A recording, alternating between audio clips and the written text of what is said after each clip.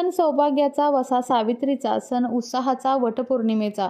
वडूज व शेजारील परिसरात महिलांनी वडाच्या झाडापाशी गर्दी केली होती व प्रत्येकजण आपल्या पतीसाठी दीर्घायू मागत होते। यातूनच दिसून येते की स्त्रिया किती भक्तिभावाने वृक्षालाही देवस्वरूप मानून त्यांची मनोभावे पूजा करतात। वटपौर्णिमा हा सण करण्यामागे एक आख्यायिका आहे। ती अशी की सावित्रीने सत्यवानाचे प्राण यमाकडून घेऊन आली व सत्यवानाला वडाच्या झाडाखाली सोडून ती गेली असताना तिने वडाच्या झाडाचे आभार मानले व त्या आभाराचे स्वरूप म्हणून आपण आजही वटपौर्णिमा साजरी करतो व आपली परंपरा जपत आहोत। अशा प्रकारे सर्व स्त्रिया एकत्रित येऊन वटपौर्णिमा उत्साहात भक्तिमय वातावरणात साजरी करतात व स्त्रियांच्या उत्साहाने वडूज परिसर हा अतिशय उत्साहमय